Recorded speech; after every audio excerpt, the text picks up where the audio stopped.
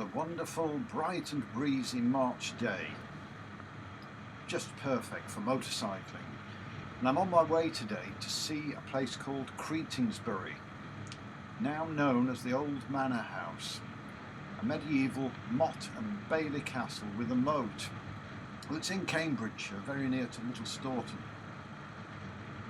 Apparently nothing remains of the stonework, but the map shows what appears to be significant earthworks off the beaten track, which have tempted me to have a look. That's what interests me, and that's the destination of my motorcycle ride today, and I'll be making a few other stops on the way.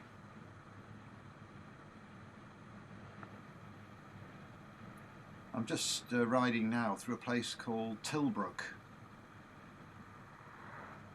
and there's something I want to see whilst I'm passing through. I'll just make this turn here along Station Road. This road connected Tillbrook with Kimbolton Station at one time on the Cambridge to Kettering line that's been disused since 1959. The so-called Kimbolton Station was well north of Tilbrook by some 1.5 miles, and even further north of Kimbolton by some 2.5 miles. Anyway, this road was named after the station. So just passing through these houses and cottages, the road begins to open out a little, with fewer dwellings.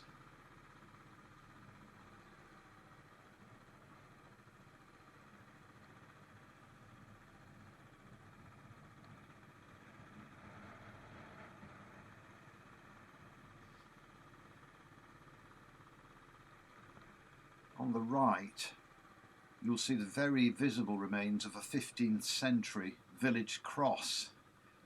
You can quite clearly see the stone base and the shaft of the cross as was. Now, why was it here? You can't tell from just simply looking around, but you can see on the map that the cross stands halfway between the church and the manor house.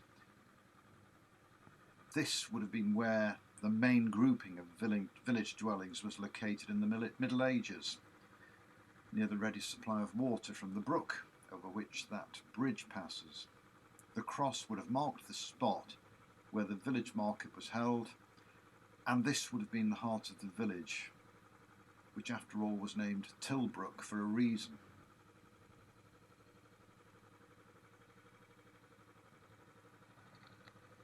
I'll just pull the bike over, park up and have a quick look.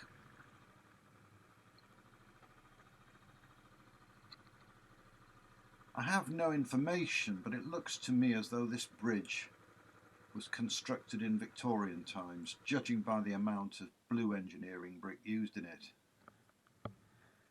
It was probably built to carry the increased amount of daily traffic generated by the railway to the north. It might have replaced a medieval structure that was contemporary with the stone cross. Indeed, it might have been a ford for thousands of years at this point. I was amused to read in Eric Enniam's 1950 book about Cambridgeshire a little description of this bridge, in which he criticised the local council for adding the blue brick coping stones to the top of the parapet. He thought they were ugly. There they remain, 70 years on. The little brook at this point is called the Till, hence Tillbrook. However, further downstream it becomes the River Kim, giving its name to Kimbolton, the little town through which it passes. And that's where I'm heading next. Eric Enniam describes it. The brook runs on, wriggling its way through woods and fields to catch up with the road again outside of Kimbolton. It passes along beside the little town, scrambling past the back doors and gardens of all the houses down one side of the main street, every so often it is spanned by lanes and footbridges. There is a spaciousness about Kimbolton, born partly of its wide main street and partly of the informality of its houses. Each has sufficient room to declare itself, be it cream-washed plaster, warm red brick, or black and white half timber. Each is distinct and yet not too insistent to destroy the overall impression of a street. The church mounts guard at one end, at the other stands the great buff massif of the castle. It is a late 17th century building, one of Sir John Vanborough's, set foursquare back from the river in a wide clearing of its park. That's what Enion had to say, and I'll pull into this space, which is tailor-made for me. And there's the gateway to the stately home of Kimbolton, designed by Sir John Vanbrugh, the man who was the architect at Blenheim Palace in Oxfordshire, and also Castle Howard in Yorkshire. And there stands the church at the other end of the street.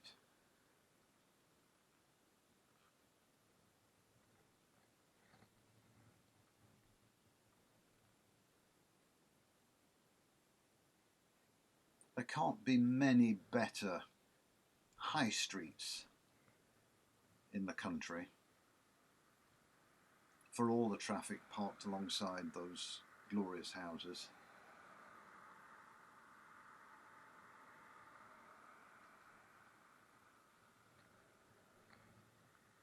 Exiting from that end of the street is the old turnpike to Bedford, and there we look again at the gatehouse.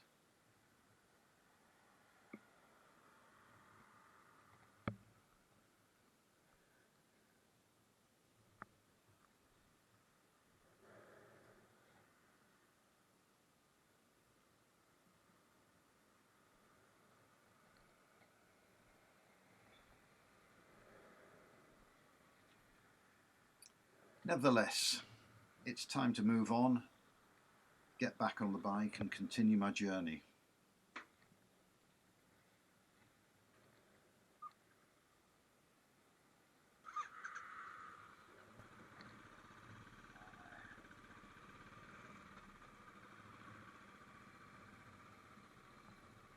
This next bend in the road is famous for getting articulated lorries stuck, and that weeping willow is next to the River Kim that runs alongside the road at this point.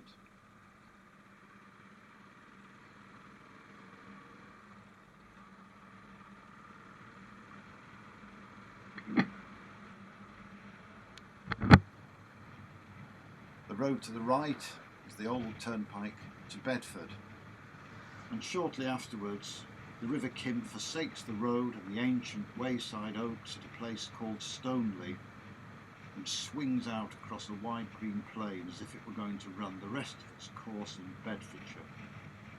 And for about a mile it is indeed the county boundary between Bedfordshire and Cambridgeshire.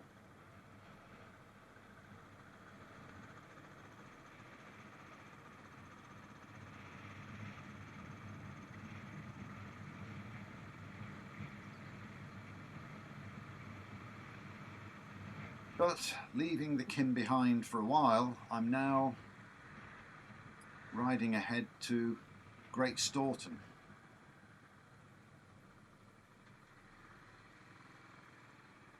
And there's some quirky thing I'd like to see whilst I'm here. Storton's most famous monument is the sundial, which stands on the highway near the White Hart Inn.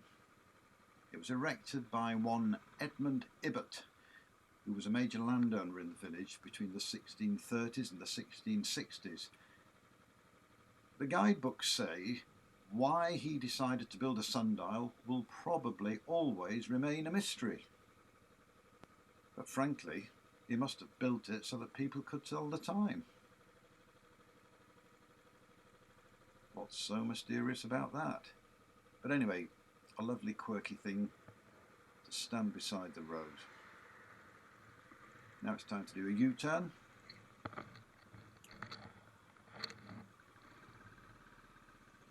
And make my way to the old part of Great Storton,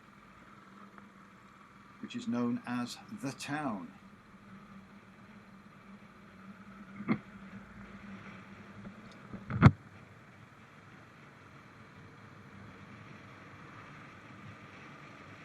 A lovely description, because it's nothing like a town.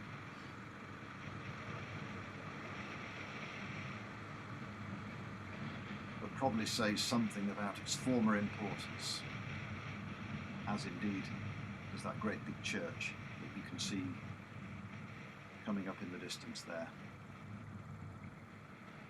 And here we meet the River Kim again, because this is the bridge over it.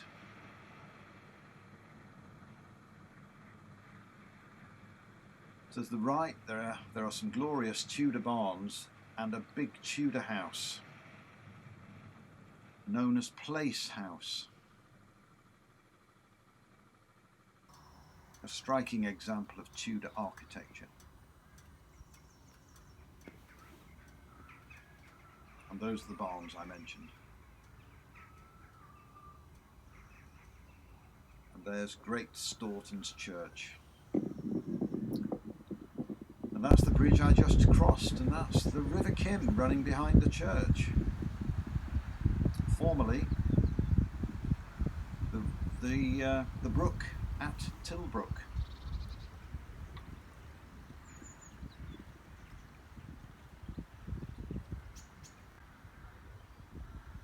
Much of the church dates from the 14th century, but the chancel and parts of the north and south arcades date from the 13th century.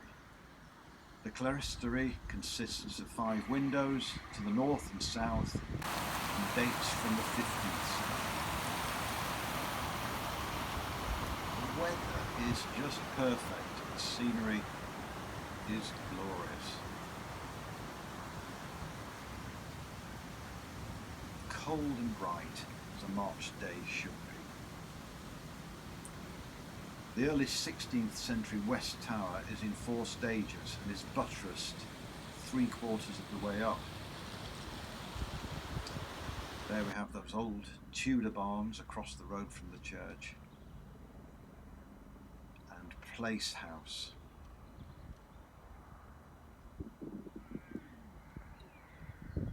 Time to get back on the bike again to make my way to Little Staughton and those earthworks that I mentioned right at the beginning of this ride.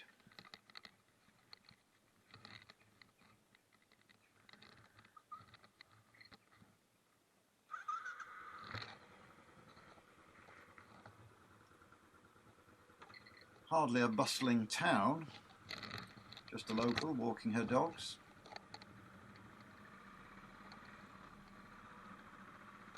Nevertheless, this place is called the town.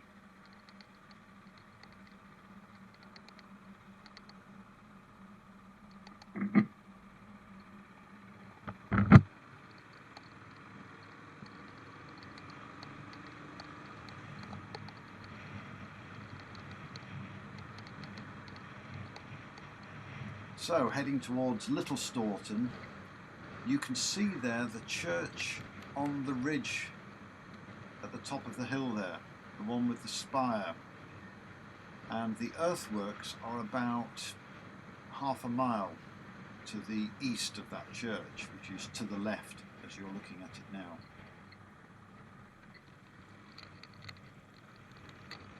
And I'm now riding along the ridgeway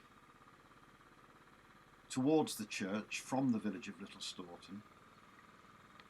The church sits quite isolated from the village on this exposed ridgeway.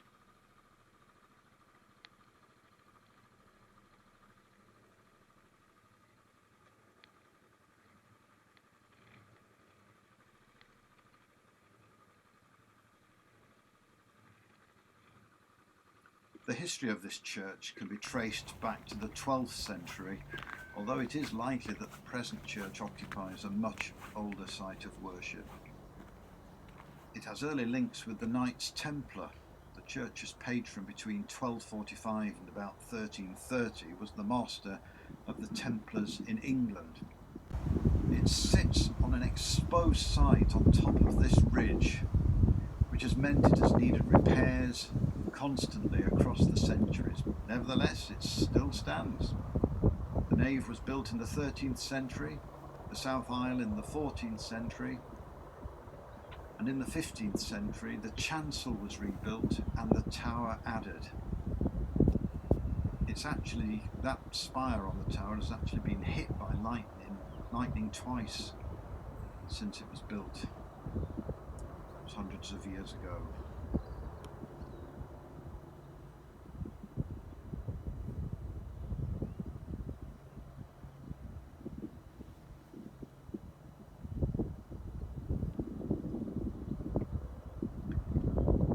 Those castle earthworks I'm heading for stand on the same east-west ridge as the church, and the way to reach them is by walking along this old ridgeway. I'm heading for the moated remains of a fortified stronghold belonging to one Sir Adam de Creting, who died in 1294. He was one of the knights of Edward I, also known as Edward Longshanks. Just looking from the ridge there, you can see down below the church of Great Storton that we stopped to look at a little earlier. You can see the square tower there. And that's the ridgeway heading towards the earthworks, which are situated around those trees.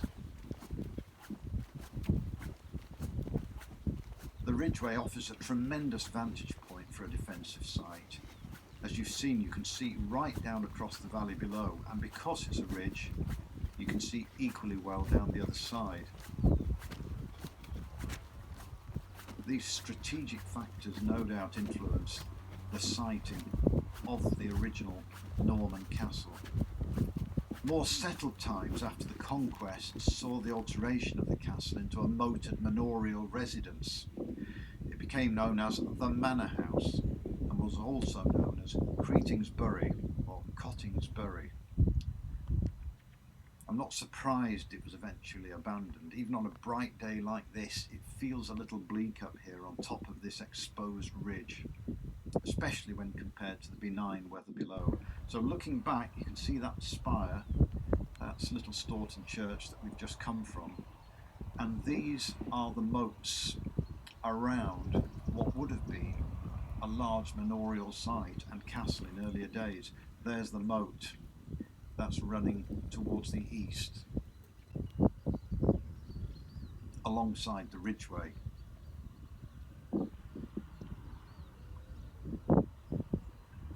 And in that clump of trees ahead, you'll just see the mound on which the original castle stood when first built. That's called the motte.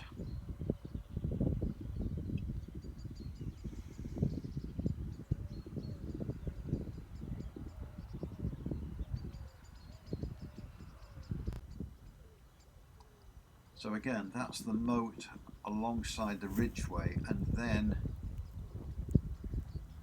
it turns a corner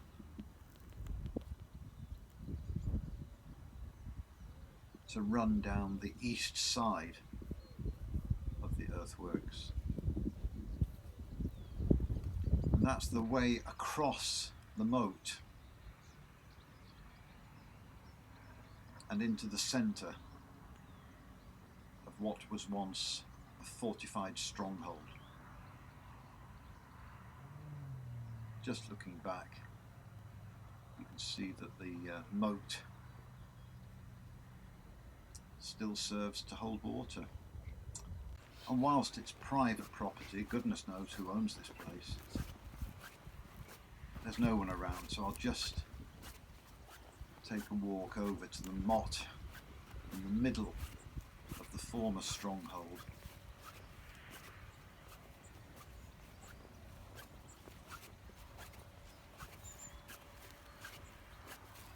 And there, around that, there is also a moat. So we have here a moat within a moat.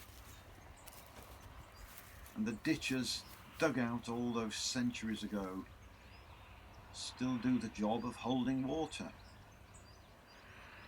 That is where you went in. That's the entranceway across the moat into the centre of the stronghold.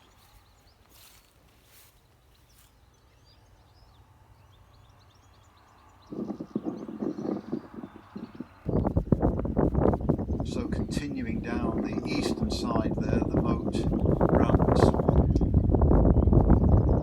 and there's the motte again in the centre of the earthworks, and through the top of it you can just make out the spire of Little Staughton Church, from which I have just walked. And there's the church again, and this is the south side of the earthworks, the bank retaining the moat at the other side, still clearly visible. So quite a spectacular grouping of earthworks there. No stonework left, but the earthworks tell the story. Time to make my way back to the bike along the same ridgeway track, affording an opportunity to see the glorious scenery through which I have just passed.